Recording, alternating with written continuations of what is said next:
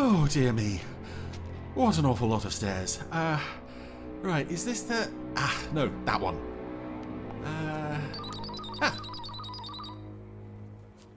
Who is it? Oh, it's Chris Dale and Marina. Okay.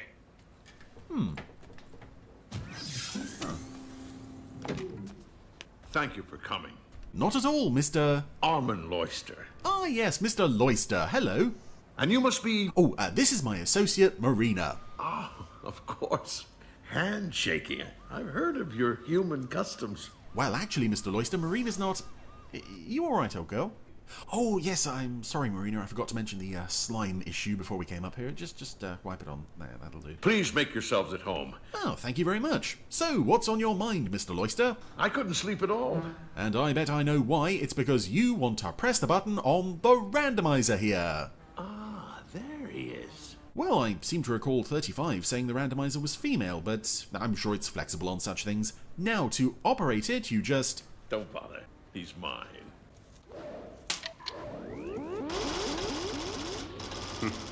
Well, I can't honestly say I've ever seen anyone press the button with their tongue before. Marina, remember to break out the anti-bac wipes when we get back to the Eagle. Most eccentric. Right, let's see what we have today. Ooh, this is a good one. It's a Stingray episode. I seem to attract them. You attract Stingray episodes? Actually, they're quite delicious. Well, yes, although this one might be just a bit trickier than normal. Here's the master plan. Outstanding. Yes, very. Stingray! Stingray! Stingray! So, welcome back to the Randomiser, welcome back to Stingray, and welcome back to Titanica. Here we are in Titan's throne room. He's not looking too happy. In fact, things are looking quite serious as we open the story. His minions keep me waiting. Am I not the most powerful of all the underwater rulers? Of course, mighty Titan. Then why do races whom I have conquered refuse to renew their treaties with me? That's a very odd thing, and I'm sure I'm not the only one who's found that odd. Is that really a thing? If someone conquers another nation, they make them sign a treaty? It's like, I have taken over. I am now in charge. Please sign this piece of paper. Blow to your pride and power. I don't quite get it. I am beginning to understand. Marina. The day that Troy Tempest took Marina, my slave, away from me. If I am to keep the conquered races in their place, I must recapture Marina and make her my slave. Yes. So that's an example of something that's going to drive this episode and be one of the strongest elements of it, I think, is the attention to the show's continuity. You to help. I must think of a plan myself. A master plan. The idea that everything that's gone before, particularly in the first episode and Plant of Doom, this stuff actually matters, and now this is having an effect on Titan's, well, for lack of a better term, public image. He's not too popular with the people he's conquered. Apparently, the fact that he's conquered them, that's not a problem, but the fact that he lost Marina, that brought him down a bit in their eyes. So we've got to work on getting her back. Better keep a sharp eye out for trouble. He might be planning on a nice welcoming committee for us. Oh, Marina's playing chess by herself. That's quite sweet. So, Stingray is approaching X20. Soon, Meanwhile, Titan and X20 have got the Stingray and Terrorfish toys out to plan a campaign. Man, Titan. you will see X20. Be patient. There's not long to wait before Stingray is in the area. Patrol area dead ahead, Troy. That was quick. I like that. I like edits like that.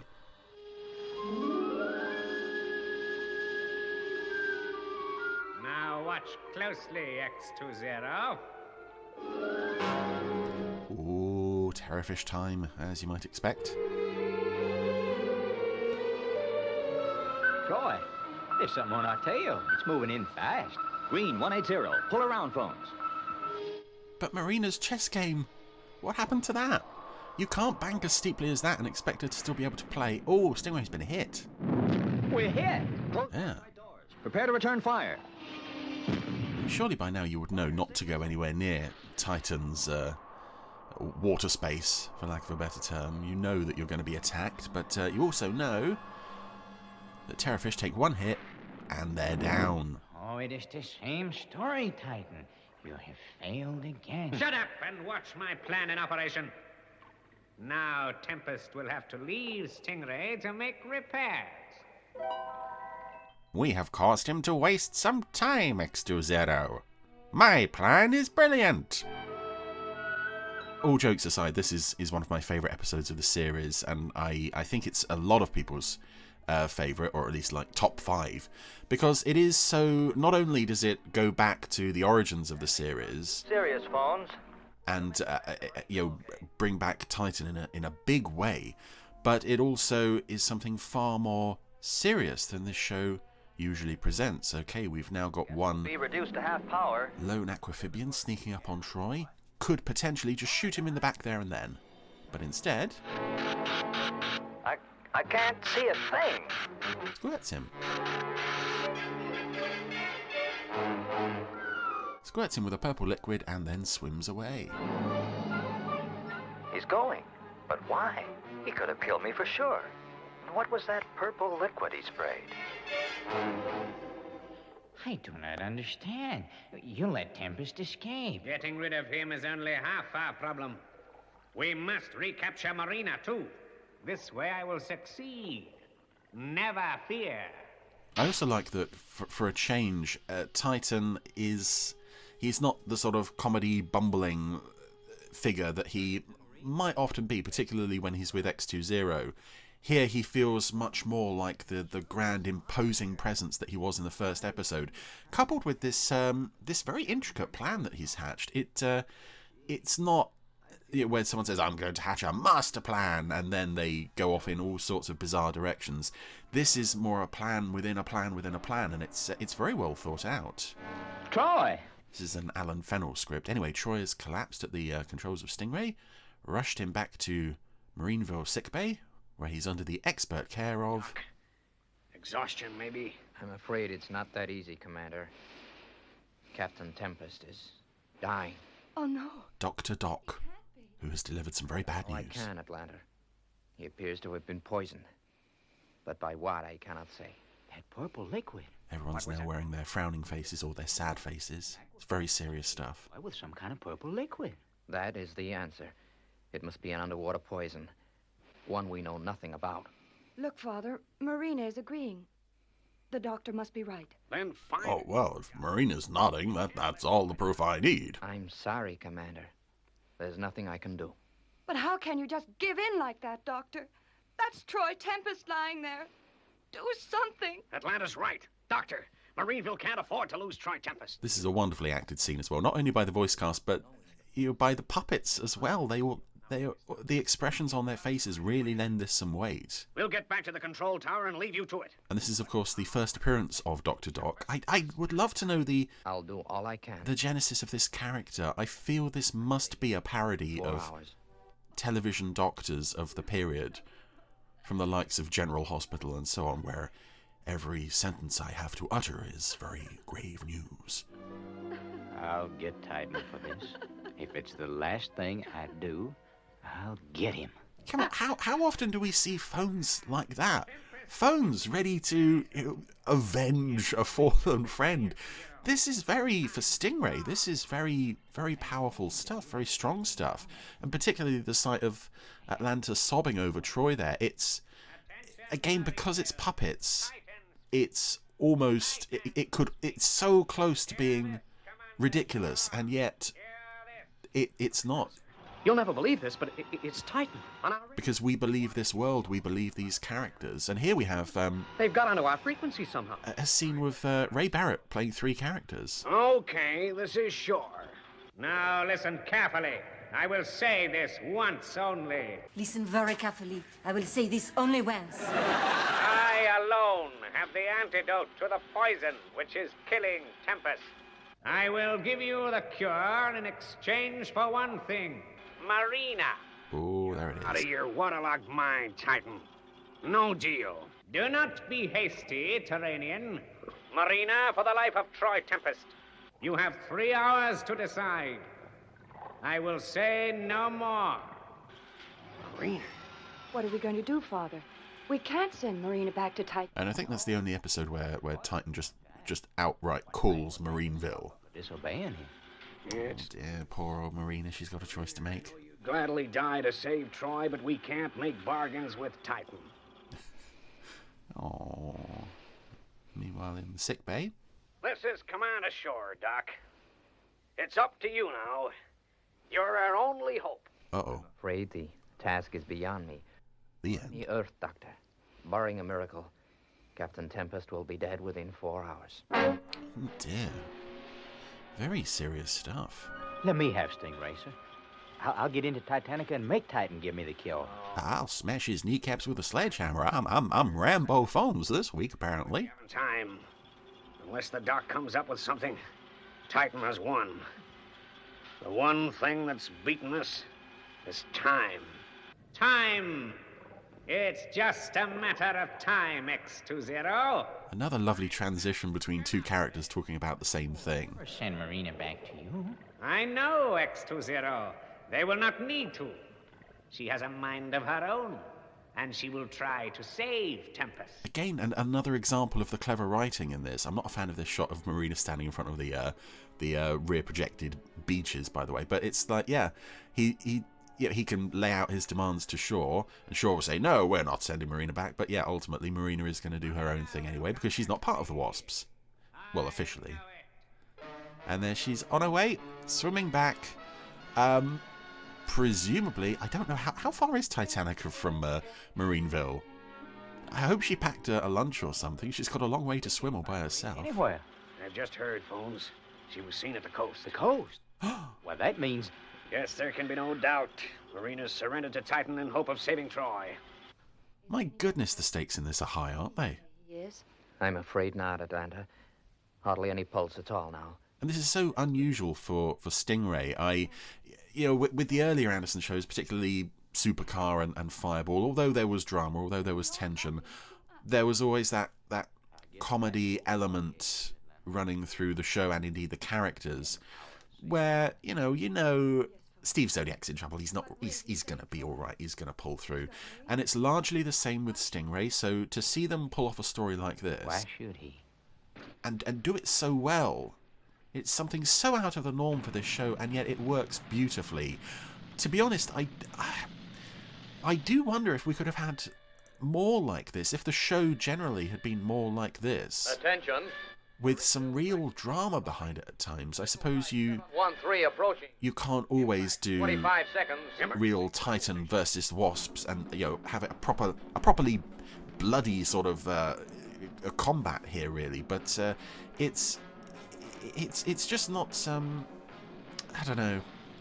Obviously, we all love Stingray as it was and as it is. Would it have been as well remembered if more of the episodes were like this one? I don't know. That's a question you can discuss amongst yourselves. Please do. Do you feel this works better as a one-off, or would you have wanted to see more like this? I think I personally would have liked to have seen a few more like this. A warhead. I don't understand. Well, we'll just have to wait. It can cause no damage. We hope. Titan's launched a missile, sending it to Marineville, and it's landed via reused stock footage from Emergency Marineville. Thank goodness we had that on hand. Attention, Rocket Investigation Squad. I want a full report on that missile within 30 minutes. Get down there, Lieutenant, and organize things. Yes, sir. Yeah, Marineville has a rocket investigation squad. You wouldn't have thought that, this being a naval installation, they would have one of those, but with this, an Emergency Marineville, they do get some use out of that team. I imagine the rest of the time they're sort of lounging around with their feet up. Play around with missiles. No one's playing, Atlanta. That rocket has to be investigated. Marineville still goes on, remember, even if... Commander, the missile came from Titan. It contained this, the antidote to the poison. Again, it's we nearly said, even if Troy dies. We didn't say it, we didn't quite go there, but we didn't really need to. It was so... Going to be okay. So well established earlier on with everyone's performances that was what we were discussing. Message with that metal container. It said that he was a man of honor and kept to his end of the bargain. Well, that means he has got Marina. So Marina went back to Titan to save me, huh? Where's my clothes? We've got to go after her. Now, hold on, Troy. You've been closer to death than ever before. You need plenty of rest. Is this Troy's house? When Marina could be... I don't recognise this room, and we do see his house later in a couple of episodes near the end of the series, and his bedroom doesn't look anything like this. We got to do some planning. But I can't imagine it's a hospital bed because there's a guitar right there. Meanwhile, what's happening to Marina? Oh, scrubbing the floor, and there's some rather realistic puppetry actually for the floor scrubbing there from our poor little. Well, she's a slave again. Poor Marina. My plan is working perfectly, X20. I love how many stages this plan has as well. We are about to enter stage 19B of my plan. Oh, Troy Tempest. He will not rest until he has attempted to rescue the girl. Your plan bewilders me, Titan. Why did you send the antidote if you want Tempest dead? X20, you have the brain of a Turanian at times. I also liked that he did follow through and sent the antidote. I really feel that when he says he was a man of honor, he really believes that about himself. And Stingray as my royal yacht. In it? Why can't his ambitions be this spectacular every week? Fetch us some seaweed tea. And hurry! This is some amazing stuff. I also like... Oh, again, another transition there. It's only been 2 days. From Titan ordering seaweed tea to a shot of a cup of tea in the Marineville control tower. About this plan, Commander. Will it work? That'll be up to you and Phones. We've not had long to get things organized, so the odds are against us, but...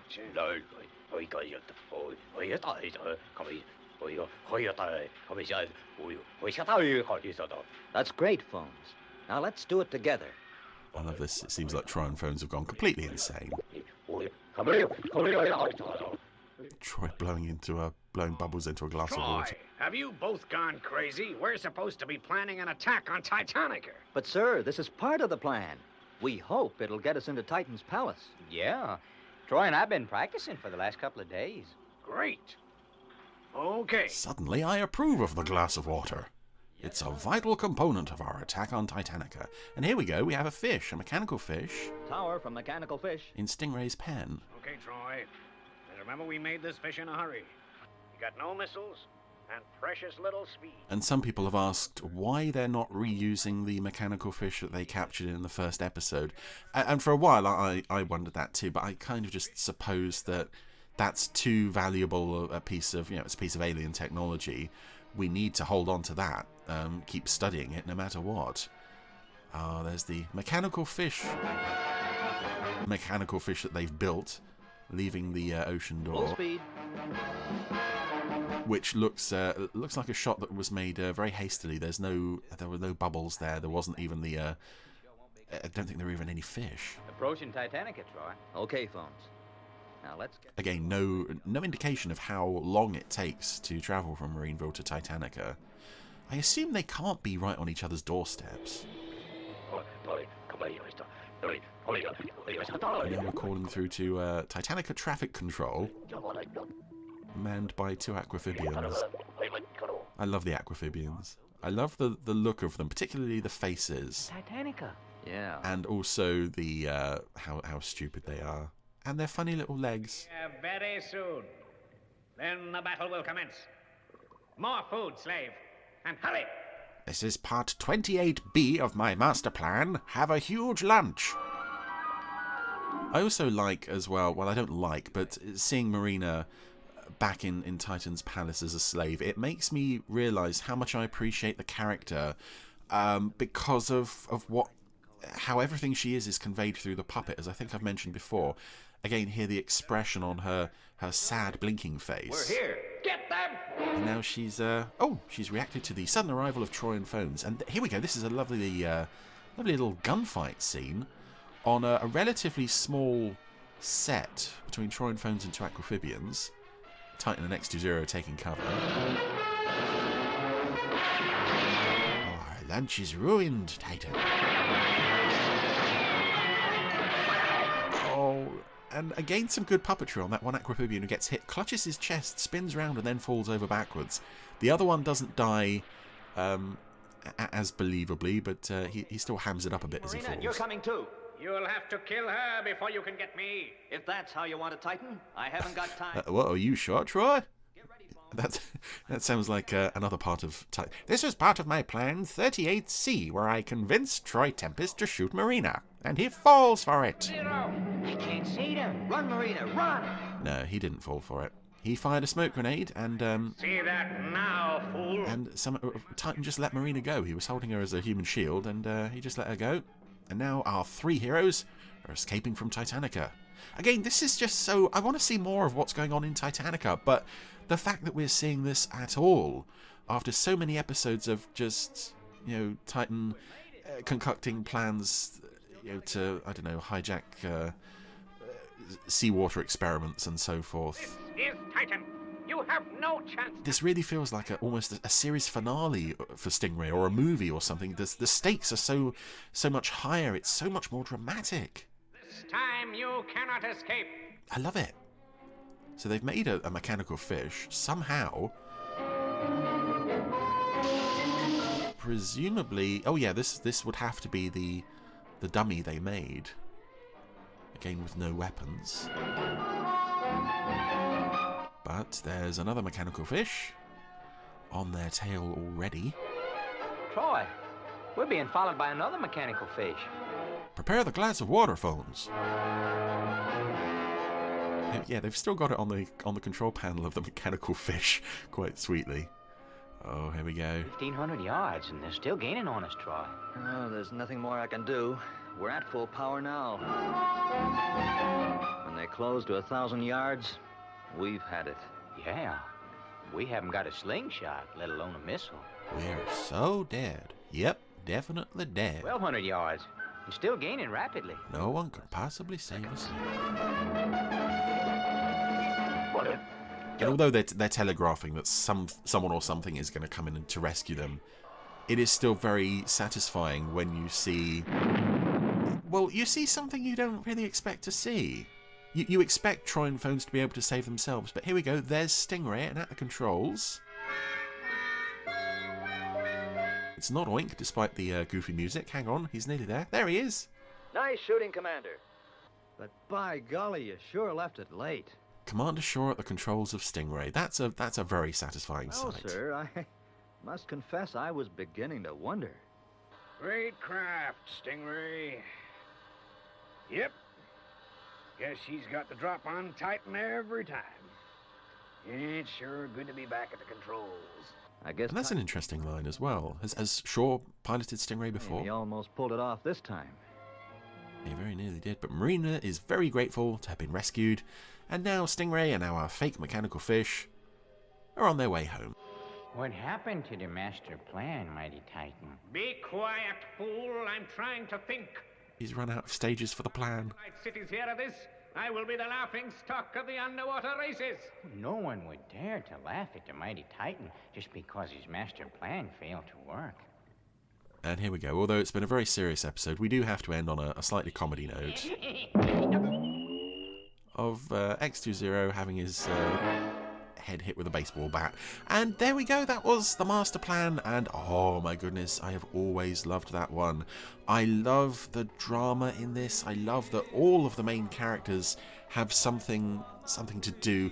Directed by John Kelly. I'm going to have to keep an eye out for further John Kelly directed episodes, because I particularly love the scene transitions, as I mentioned a few times there, from someone mentioning tea to then there's a shot of tea. It's very simple, standard editing stuff, but you don't see a lot of that in this show. And just the way that this revisits the basic premise of the series, and those are always the kind of episodes that I enjoy most on a show. I think the ones that really return to the roots of the series and what set everything up.